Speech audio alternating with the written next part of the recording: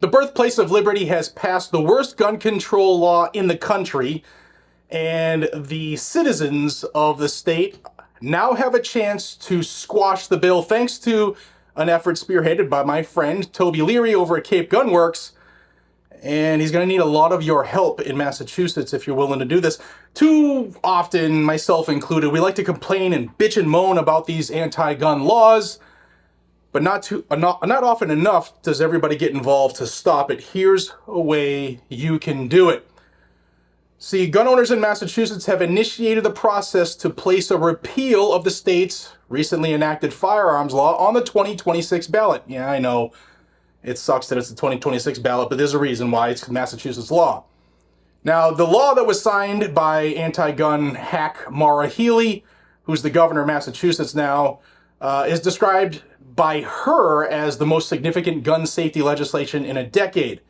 That translates in American to the most unconstitutional gun control, tyrannical bullshit ever passed, period, point blank.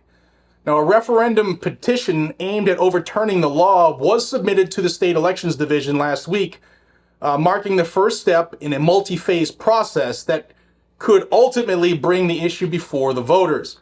Now, the petition, which was filed with the signatures of 10 registered voters, seeks to repeal totally what is formally known as Chapter 135 of the Acts of 2024.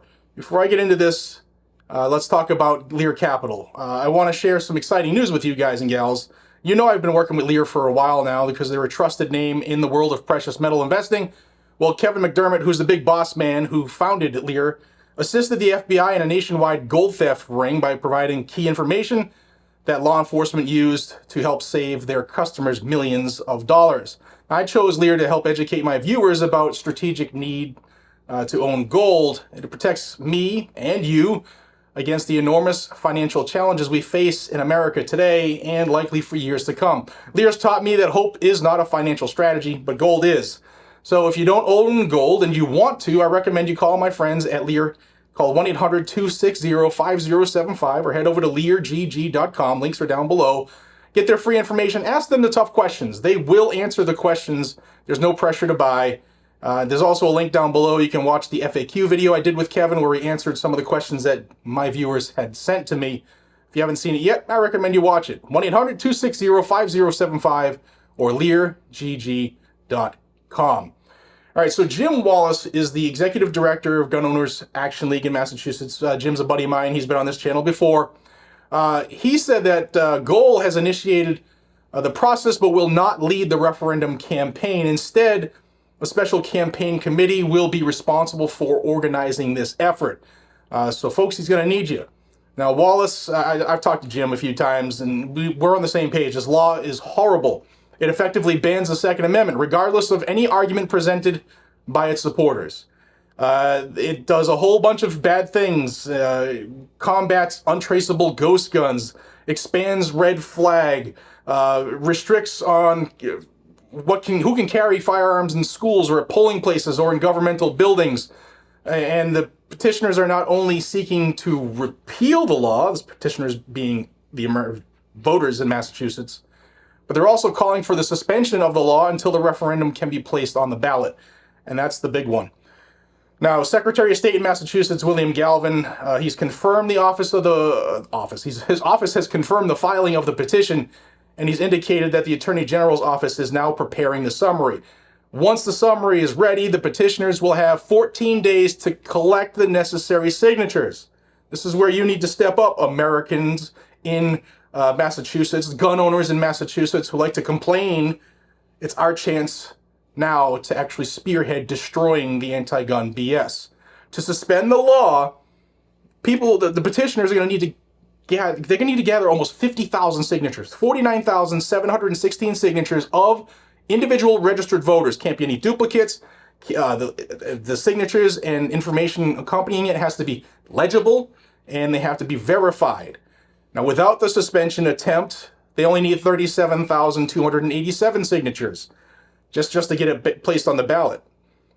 Signed petitions must be submitted by early October 2024. I think it's October 9th. But that's a huge, huge challenge.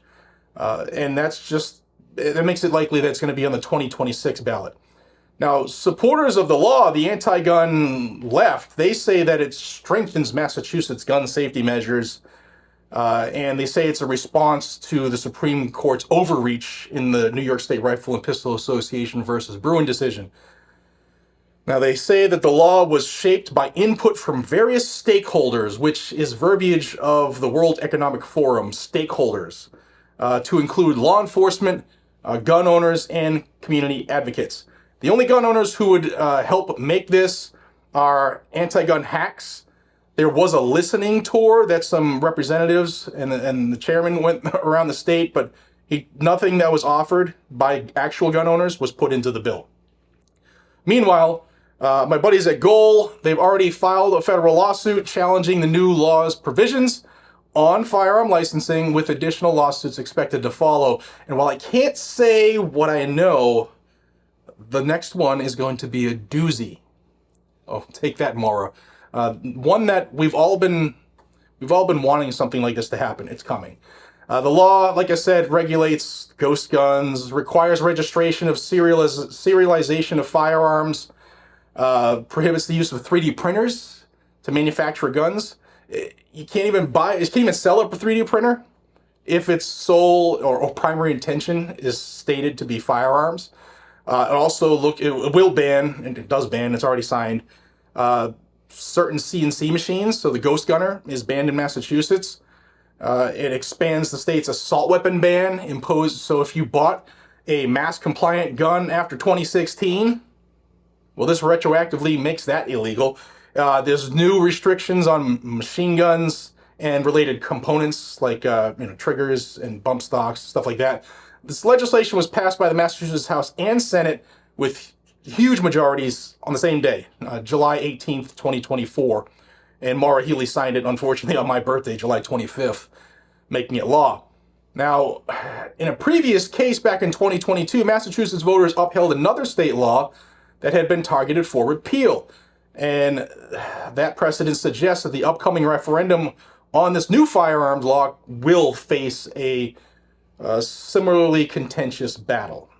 Now, if you guys and gals want to get involved, you can call Cape GunWorks. That's where Toby is the big boss man. You can call Goal, but what you're going to need to do is get involved. No longer can you sit back and rest on your laurels and say, you know what, Goal will take care of it, or GOA is going to save the day, or the NRA, or FPC, or SAF. Someone will do it for me. Get involved. I don't care if you're a Democrat, Republican, Independent, Purple Party, Green Party, Mohawk Party. Get involved and help fight back. 50,000 signatures in a 2 to 3 week period is not easy to do. If you have a gun shop, if you have a range, if you know somebody who does, have everybody utilize their businesses as a place where locals can come and sign the petitions. Guys and gals, for more information, I'll leave the information down below for Goal and Cape GunWorks so that I don't give up my friends' cell phone numbers. And Massachusetts, rather than bitch and complain about it, here is your opportunity to kick the governor where the sun does not shine. See you on the next one. Take care.